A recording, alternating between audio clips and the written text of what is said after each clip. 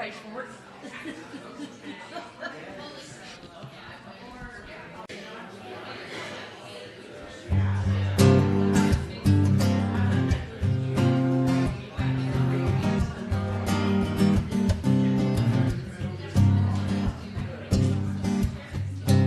Shield brother calls to beg me,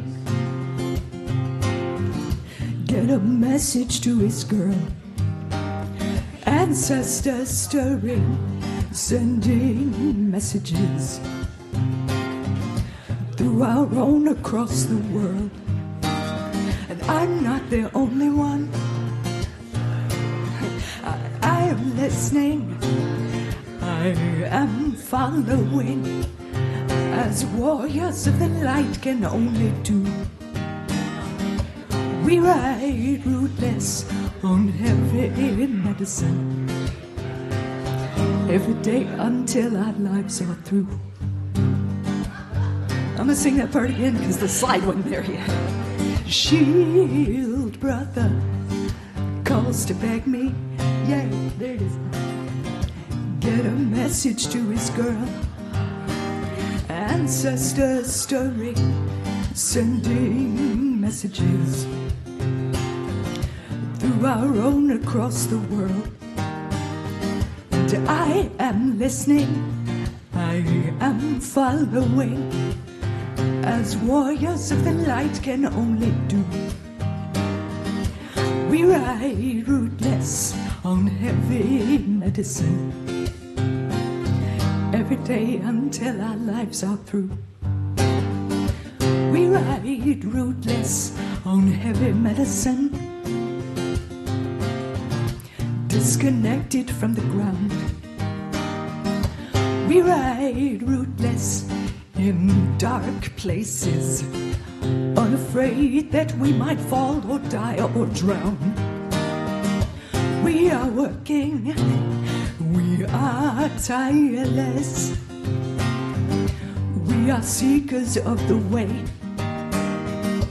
We ride rootless on heavy medicine, and we live to fight another day.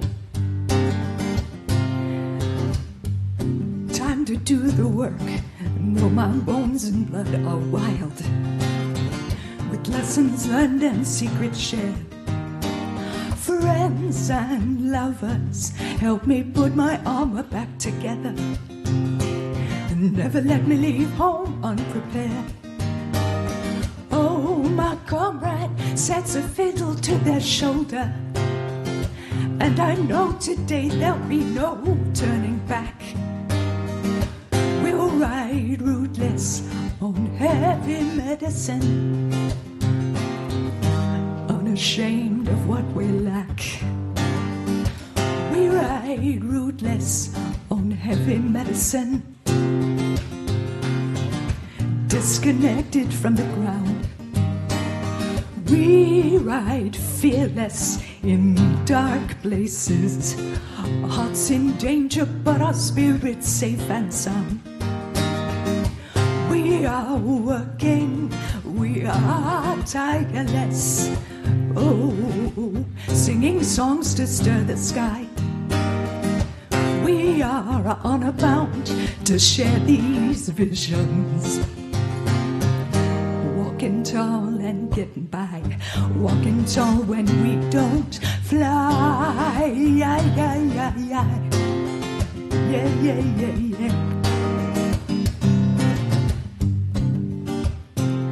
Dirt beneath my nails, I claw my way home from the forest, just as crazy as before. But I am breathing, I am laughing, taking one step at a time, singing truth from door to door. And I'm not the only one, one of many, unafraid to open eyes or heart or mind. We ride rootless on heavy medicine, yeah, and we do it all the time. We ride rootless on heavy medicine, disconnected from the ground. We ride windward across the wasteland, skin in danger, but our hearts are safe and sound.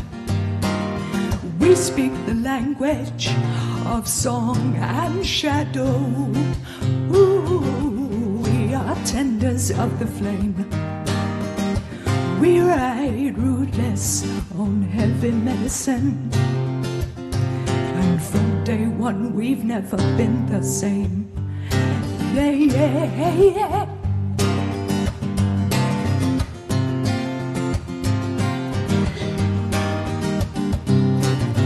Good morning, y'all.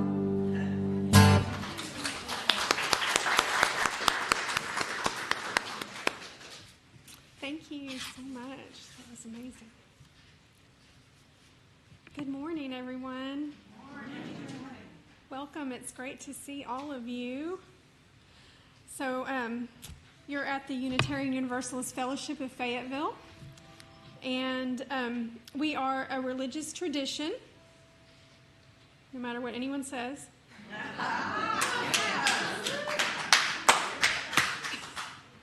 That values freedom in religious thought and journey. Sounds very American to me. We uphold the unity of our interconnections to each other and to the natural world and to all that is living and our universe. We also affirm the universality of love as we journey together in community. And we certainly welcome you, whoever you are and wherever you are on your journey. And for those of you who are joining us online, thank you, and we welcome you as well.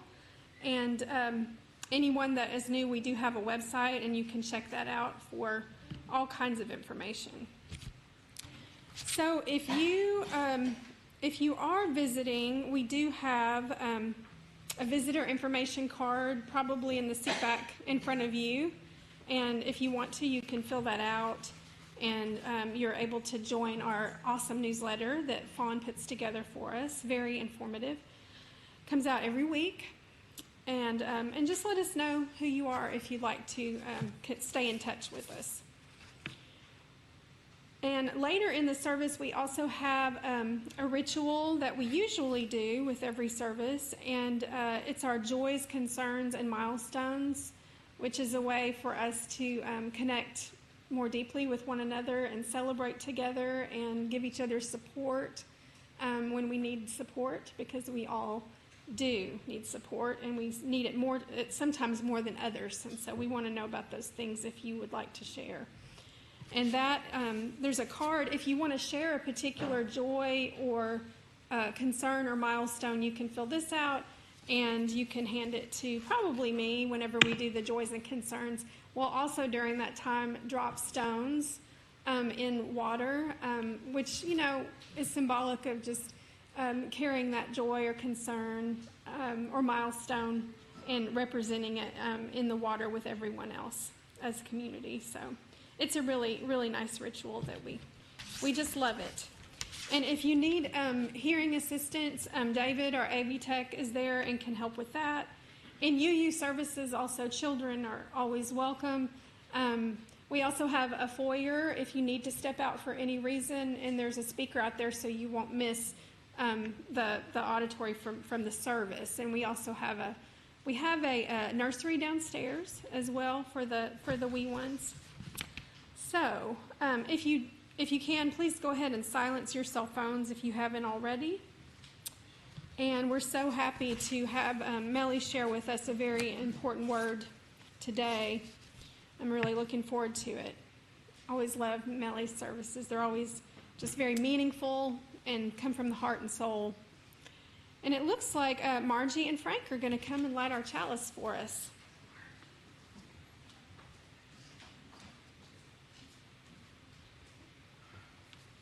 Good morning, everyone. As Frank lights the chalice, please join me in speaking the words on the screen. They're also printed in your program.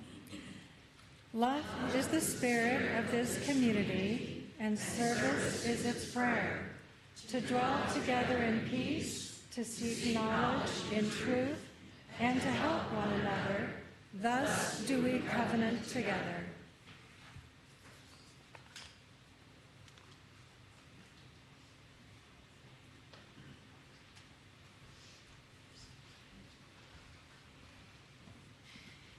Good morning.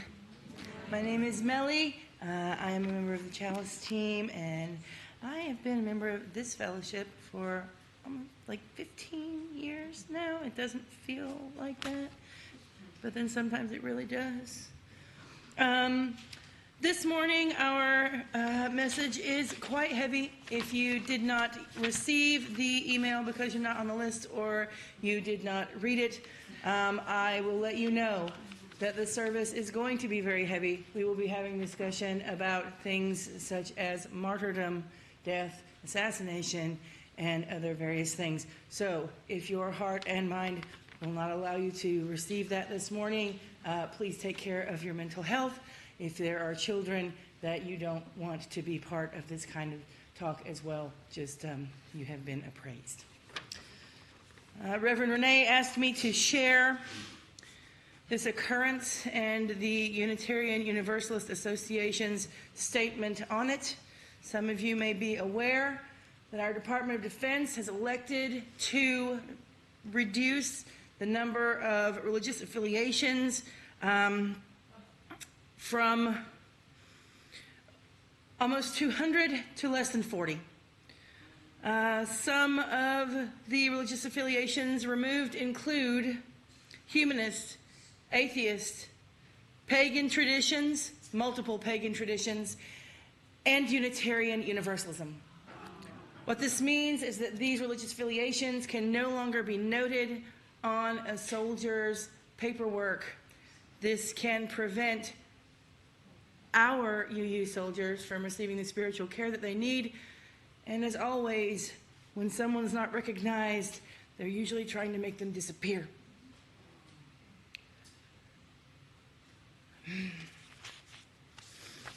The Unitarian Universalists and all those other ones that I mentioned will now just be noted under other.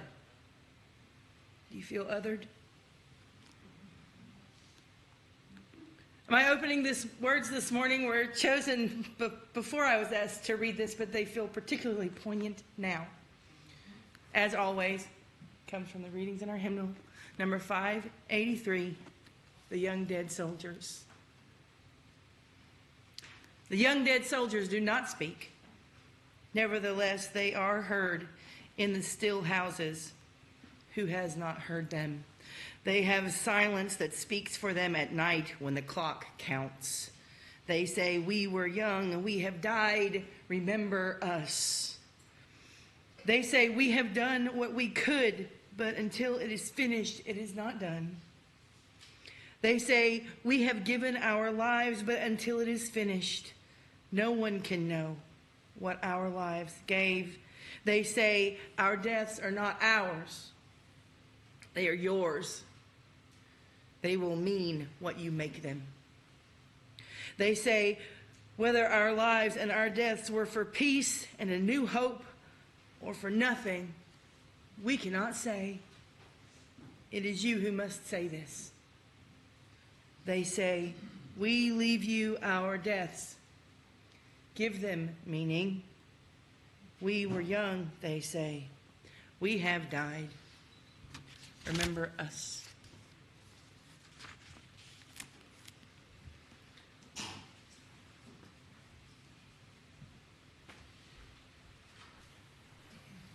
If I don't unmute, this doesn't work. But when Melly stands up and is fully in their power the way they just were, sometimes I forget stuff. But fortunately, we have an order of service, so I can ask you to please rise as you are able and sing with me number 300, With Heart and Mind.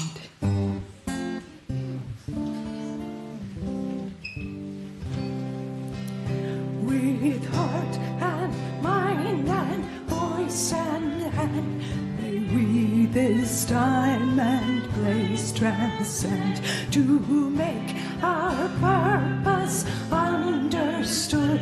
A mortal search for mortal good, a firm commitment to the goal of justice, freedom, peace for all.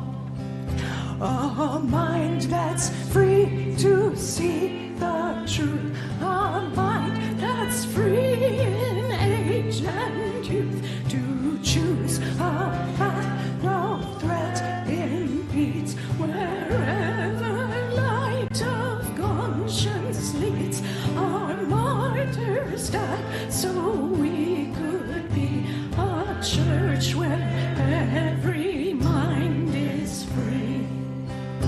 A heart that's kind, a heart whose search makes love the spirit of a church where we can grow and each one's gift is sanctified and spirits lift, where every door is open wide for all who choose to step inside. Beautiful.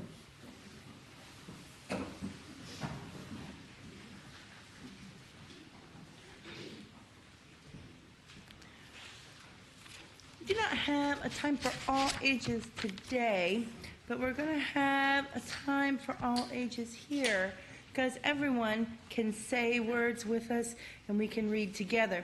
We have a responsive reading. If it makes you more comfortable, it is also in this great hymnal. It is number 657, and the words are also on screen. Let me look it up here. I'm not turning my neck around weird. It matters what we believe. I am going to read the parts that are in the regular script, and you can read the ones that are in italics. Some beliefs are like walled gardens. They encourage exclusiveness and the feeling of being especially privileged.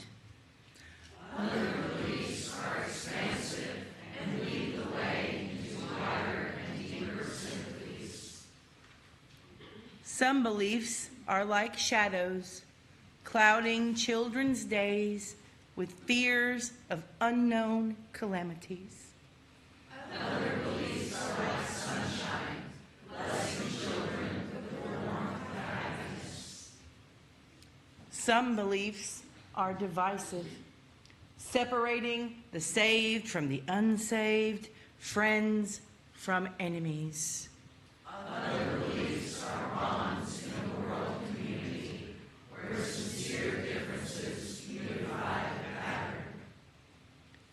Some beliefs are like blinders, shutting off the power to choose one's own direction. Other beliefs are like gateways, opening wide vistas for exploration. Some beliefs weaken a person's selfhood. They blight the growth of resourcefulness. Other beliefs nurture self-confidence and enrich the feeling of personal worth. Some beliefs are rigid, like the body of death, impotent in a changing world. Other beliefs are pliable, like the young sapling, ever growing with the upward thrust of life. Thank you for reading with me today. In my family, we read to each other. I would encourage you to do the same.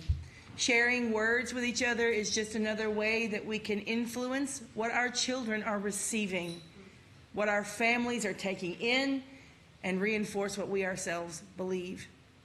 I feel that responsive readings are part of our shared joy together, and I thank you for being part of that with me today. As a community of people that care about each other, we share our various joys and concerns. We invite you to share your ups and downs as you desire. You can come up to the front and drop a stone for any joy or concern, shared or confidential, expressed or held in your heart. As you drop your stone, may you experience the spreading of love and support. If you filled out a card, you can bring it forward at this time. If you are sharing with us on Facebook today, please be aware that your joys and concerns cannot be kept confidential, and you can begin sharing those online at this time. If you need to stay where you are, please raise your hand with your card, and someone will get it and bring it up for you.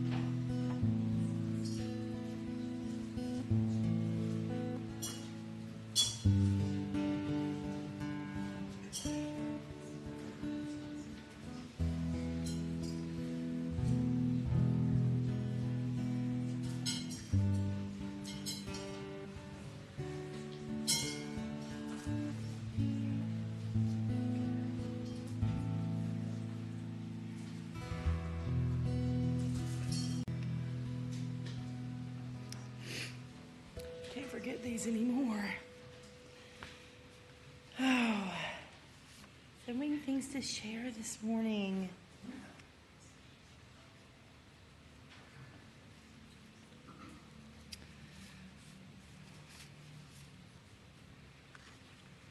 Well, okay. Found access to the coop in a weak spot, which has been repaired. I still like raccoons. Just don't want them getting my babies. Fair enough. TJ has a sorrow. Insomnia. Slept just a few hours the past few nights. Enjoy being alone in my swamp.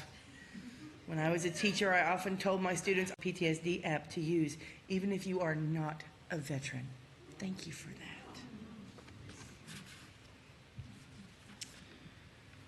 Ralph Lamping has a joy. We had our driveway paved this week. We no longer have the worst driveway in Arkansas. Accessibility is important. Avery, in a world where sorrows are overwhelming and needs innumerable, I found joy in watching a good movie yesterday. Yes. Jam says, Happy Pride. June 5th was Aromantic Visibility Day. All righty. It's like all the visibilities. Yes. Tiffany shares, so happy to be back. I miss this community and I'm now residing in Fayetteville, still getting settled in. If you know any carpenters, plumbers, or electricians you can recommend, please let Tiffany know. And Sue shares a joy. Second anniversary of my breast cancer lumpectomy was Friday, and I felt so good, I almost forgot. Please, everyone, get checked. David, are there joys and concerns from Facebook? Yeah, Deborah shares, Ode to Joy, our son is getting married this weekend. Hey. And she submitted a second one. Our son's residency completion ceremony is in 2 weeks. Nice, wonderful. Do Joanna, will you drop stones for those as well? Thank you. Oh, I can't see. All right. Let us drop a stone for joys and concerns not spoken. And drop another for the joys and concerns we will experience in the coming week. I invite you to join me in a moment of prayer, meditation, or silence, whatever fits your fancy, for a moment as we hold all these things in our hearts.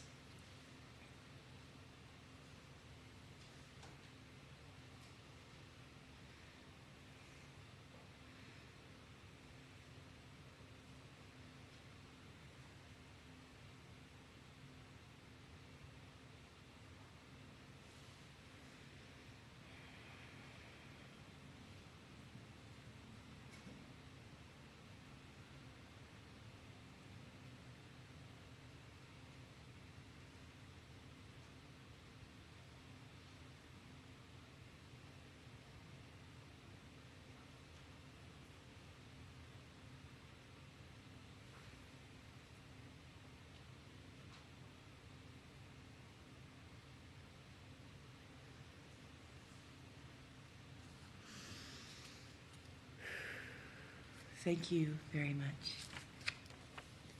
Joanna?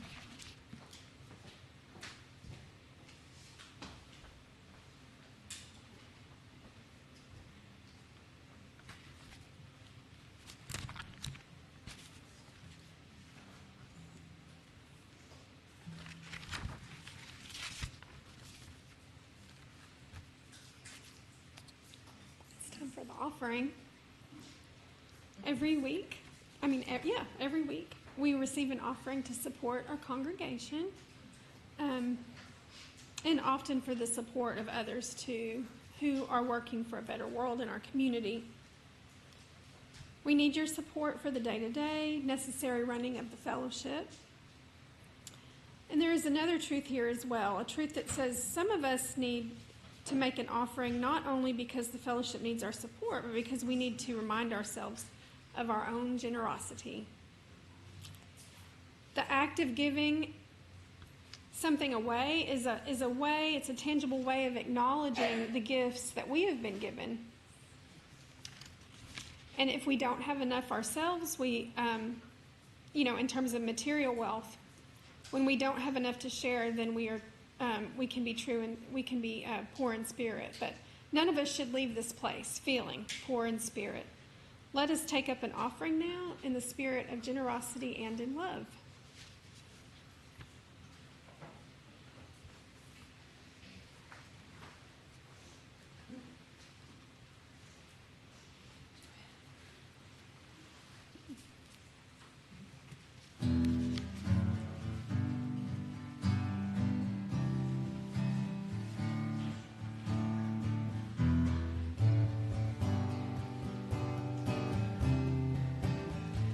This piece is by my sister in song up in Toronto. I sing it with her blessing this morning, as best I can. If you don't know Heather's work, I encourage you to find her. She is brilliant.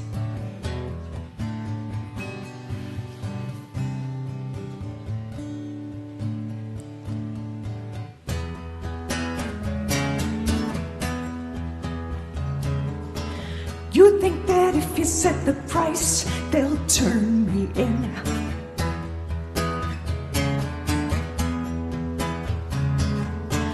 You think that when I'm up upon the pike, you'll win.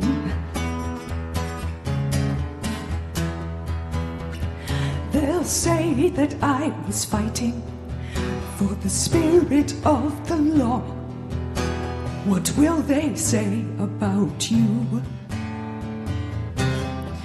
when I'm gone? You murdered and you stole, you mocked the hope I gave.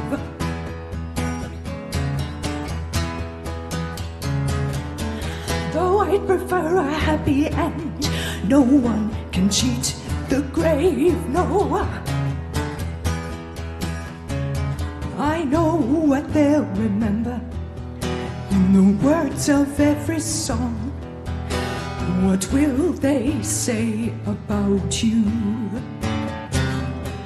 when I'm gone? La-da-da-da-da, la-da-da-da-da, la-da-da-da-da, la-da-da-da-da, la-da-da-da-da. Ooh. They'll say we stepped into the wind that tore away our breath.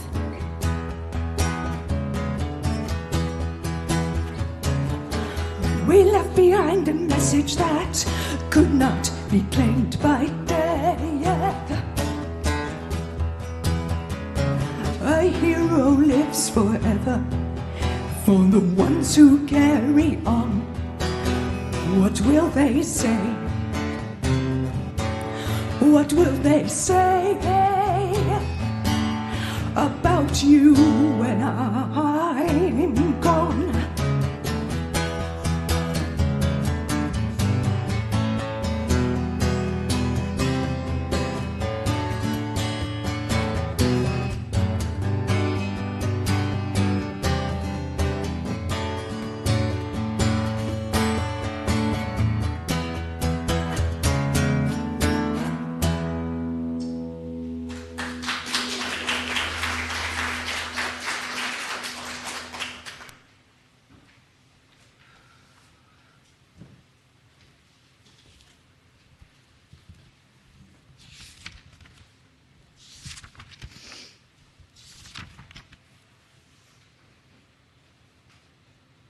It is 1963. In Vietnam, the Buddhist population sits at around 1/3 of Vietnamese people. The president, Nha Dinh, is not Buddhist. He is anti-communist, incredibly nationalist, and Catholic. His regime supported the personal dignity theory, which, despite its name, places heavy responsibility on the government to assure that people live into their expected behavior by utilizing policy to forward their philosophy, one of which includes the ideology of bloodline consciousness, which argues that a person's dignity, indeed their national and spiritual survival, are inextricably tied to their spiritual and historical lineage.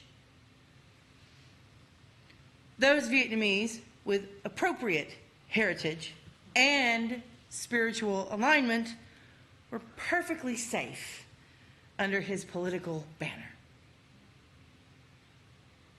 During this time, the Viet Cong regularly employed guerrilla fighters to make forays into the countryside and cities to forward their own causes. The president encourages resistance, supplies weapons, state aid, defense militias. Only Catholics saw these protections. Catholic businesses and landowners saw massive increases in government contracts and civil projects, military promotions, property acquisition exemptions, and display at public events.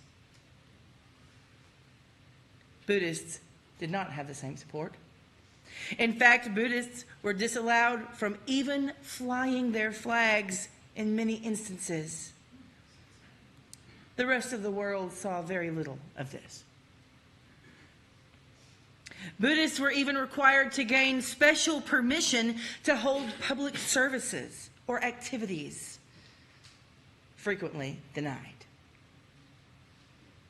When a group of Buddhists gathered to protest the prohibition of flying their flags at their own locations on one of the most important days of their religious year, did not go well.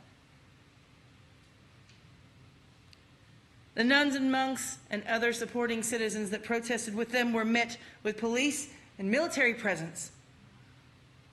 Grenades were thrown into the gathering, killing 9 people and injuring many others. On June 10th, 1963, at a busy intersection in Saigon, Ho Chi Minh City, a car pulled into an intersection. 350 Buddhist nuns and monks had processed to the area and now surrounded the car and the intersection, leaving an empty space. 3 men got out of the car. 1 man placed a cushion on the ground. A second man retrieved a can from the trunk. The third man, Thich Quang Duc, sat on the cushion. Marchers formed up around them, preventing any interference. In meditative lotus position, Thich Quang Duc sat with his prayer beads as one of the other men poured the contents of a 5-gallon gasoline can over him. He continued to pray and sit silent and unmoving. And he lit a match and dropped it, flames instantly consuming his body.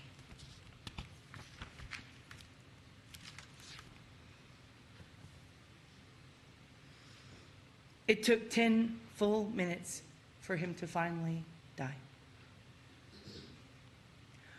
Unlike many of the events of the Buddhist crisis, this one was recorded. Journalist and photographer Malcolm Brown, along with other U.S. correspondents, were given the location and told something important was going to happen the night before. Most reporters ignored this message. Brown did not. I won't show you the image here. It is very easily found online. And barring that, you can see it as the album cover of Rage Against the Machine's Killing in the Name of. Thich Quang Duc's act increased national pressure on the Vietnamese president, leading to promised changes. Those were not implemented. In 1963, the end of the year, his regime finally ended when he was killed in a military coup backed by the United States. John F. Kennedy, himself a Catholic, was so moved by what he saw in the newspaper that during the meeting he was in, when presented with the newspaper, he reportedly said, "Jesus Christ," stopped everything to read the article and figure out what to do. The sacrifice made by Thich Quang Duc is widely believed to be the starting point for massive political and religious change in Vietnam.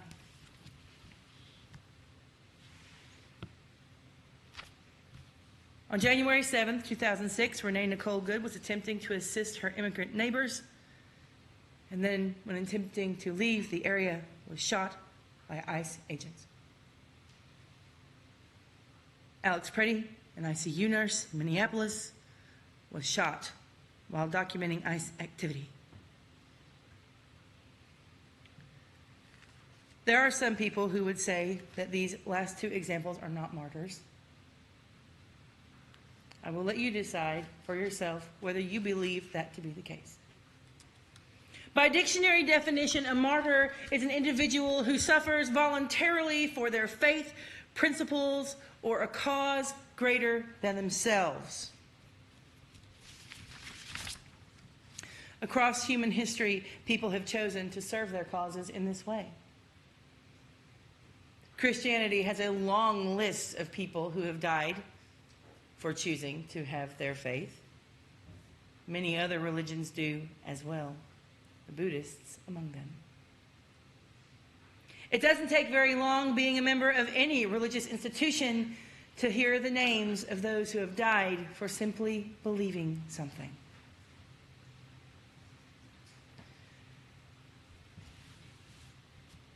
Martyrdom inspires human difference in action and in belief. There's moral and spiritual inspiration. We're led to create a legacy that can challenge us and reflect on what we believe and why. When an individual dies for the name of their cause, our immediate thought is, why? Some of us know immediately what that cause was. We've heard the names. We've seen the pictures. We know what their causes are because we share them. And then our why becomes, would I do the same? Sometimes we ask why and are met with reasons that we do not understand. They don't make sense to us. It seems useless. It's a mindless death that means nothing. Like our young soldiers in the responsive reading, we are the only ones who get to decide what that death means. Those who do the dying do it because of hope. Is it worth it?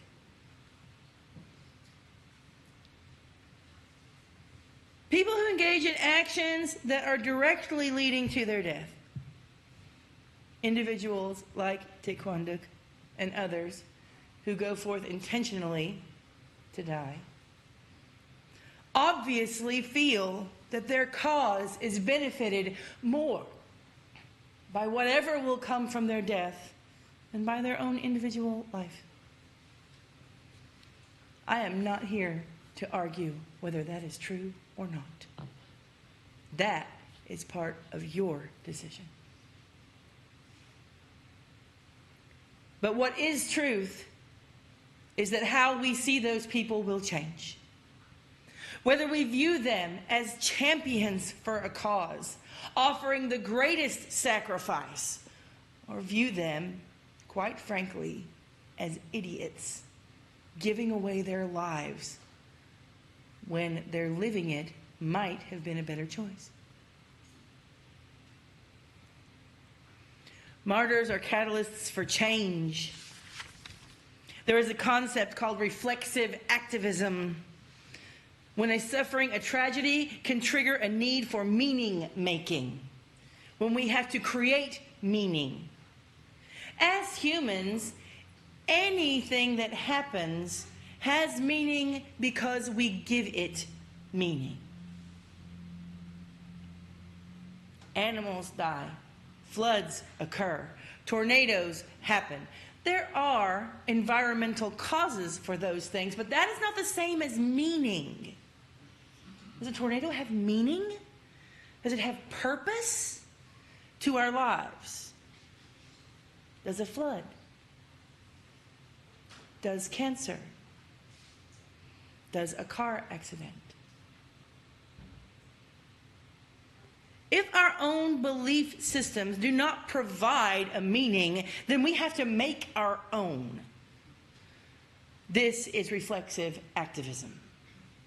It turns events on their heads. It helps us reframe the event as a policy problem that can be solved or understood in a different way. It helps us construct a causal story that makes our pain and loss more comprehensible. Where there was randomness, there now seems a pathway. Where there was meaninglessness, there is a purpose and a drive for change. These kinds of incidents also serve to create solidarity and identity. This is where the deaths of Renee Good, Alex Pretty, can tip towards martyrdom. They became names to uplift, to hold high as evidence that the things happening were not all right, and we did not believe that what was going on is okay. Vigils are held. In 1998, in Laramie, Wyoming, Matthew Shepard was abducted and killed. I was 20 years old and newly out.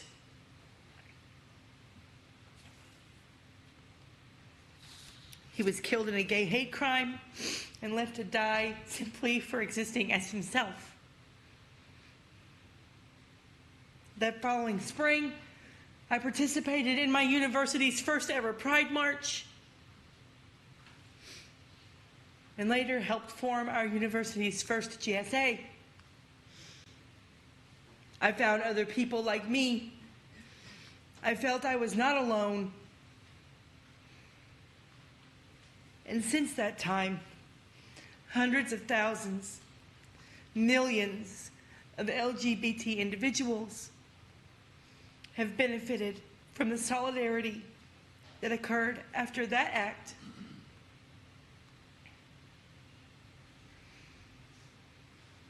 Creating meaning is for the living.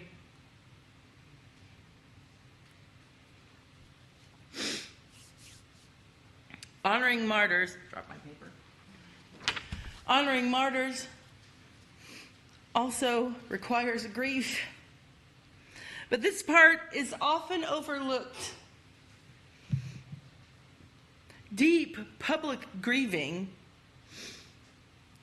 was often the purview of the women societally.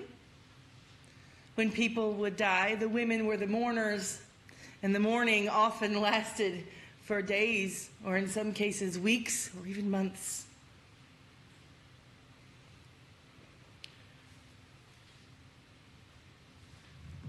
Those who are seduced by some neoliberal approaches to leadership love a recovery narrative.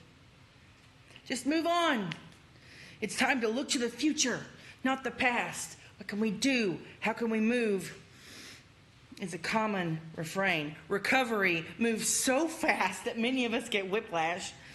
And to a certain extent, there's a point to that.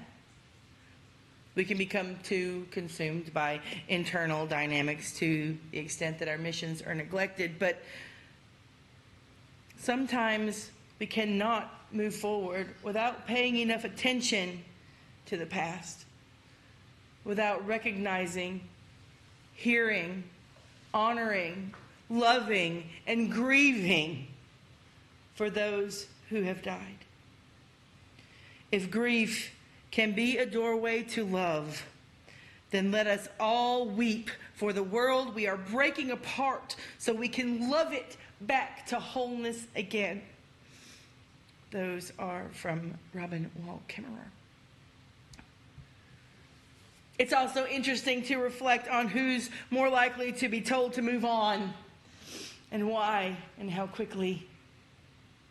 Who is allowed time and space to process loss, to grieve. Many of us can give countless examples of not being permitted to mourn a loss. The common grievance and bereavement leave in the United States is 2 days. 2 days to feel your feels, to get it out, cry about it, move on, and then return to what you were doing. Don't let it interrupt you. Don't let it mess up your productivity.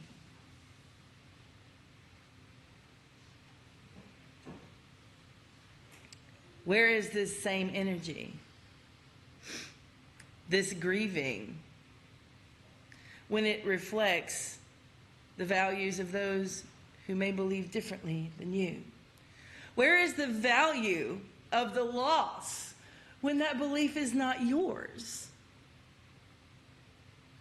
Those pushed into moving past grief into productivity is usually reserved for those who are felt to be of less importance.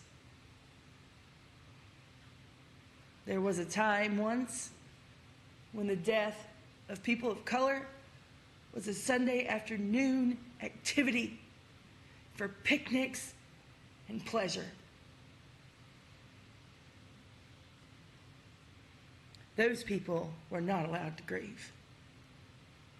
Grief itself and mourning can be an act of resistance. Someone died here. They are not with us anymore. To speak their names and say their lives mattered makes their deaths matter. If our lives are unimportant, then our deaths are unimportant, and we cannot allow either one. Martyrs exist because their deaths were important. And I am here to tell you that we need to live our martyrdom. The time is gone for allowing people to die for our causes. We need to live our causes. So any deaths that do occur, we know why. And those perpetrating those deaths will know why we are fighting them. I am not encouraging people to commit suicide for a cause. I am not encouraging anyone to dismiss the deaths as useless or meaningless. I am not asking anyone to glorify death either. What I am saying is to look inside yourself when these things occur. Figure out what that life meant. Give yourself time to mourn, to grieve, to wail, to cry, to beat your chest and yell to anyone who will listen how you are hurting. Because that hurting is a reflection of importance. Deaths are important because lives are important.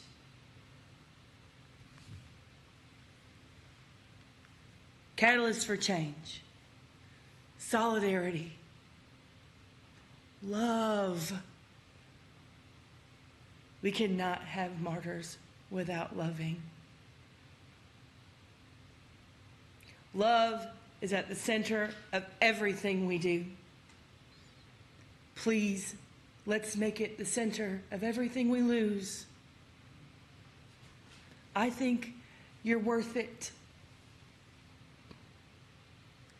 You are worth it. These lives lost are worth it. And I sincerely hope that you can look at yourself and say, I am worth it. Thank you.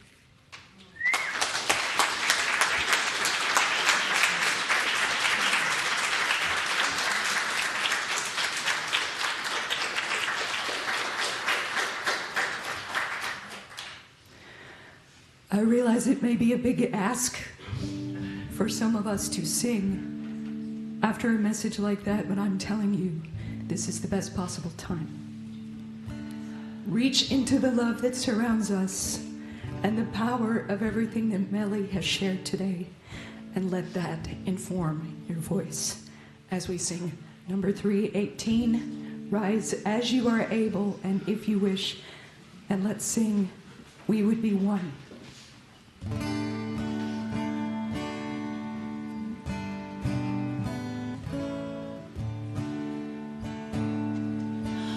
We would be one as now we join in singing a hymn of love to pledge ourselves anew to that our cause that the real understanding of who we are and what in us is true. We would be one in living for each other to show to all a new community.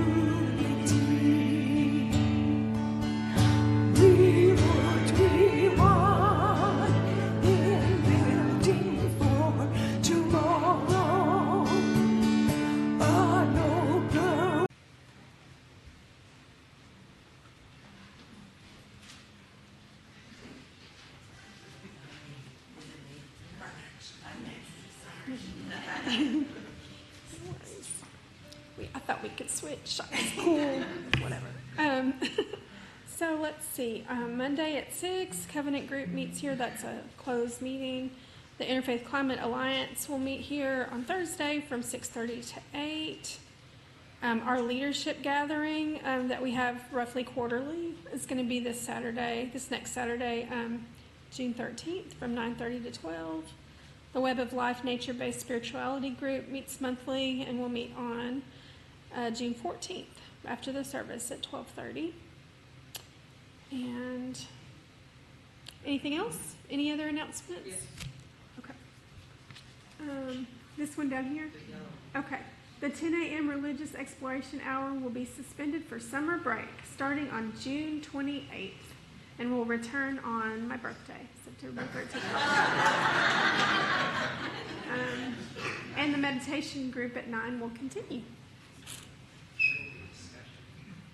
There will be a discussion.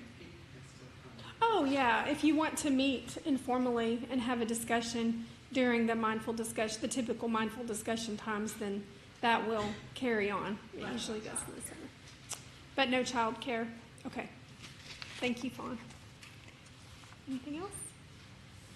All right. I guess we'll have a coffee hour now. Closing words.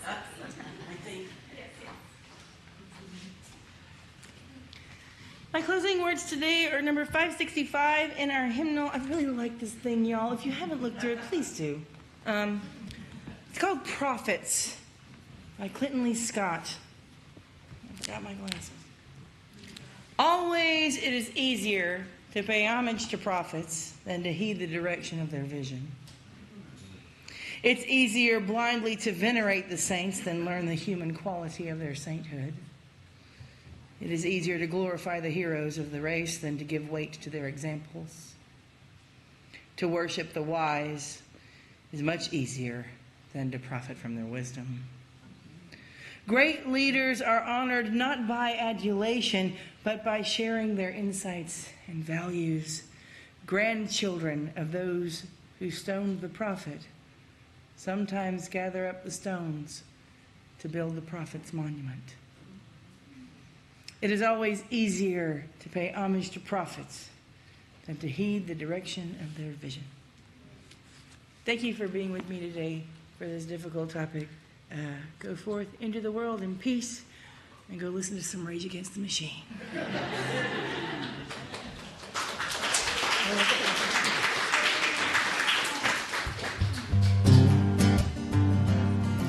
Today I learned, wait for the slide.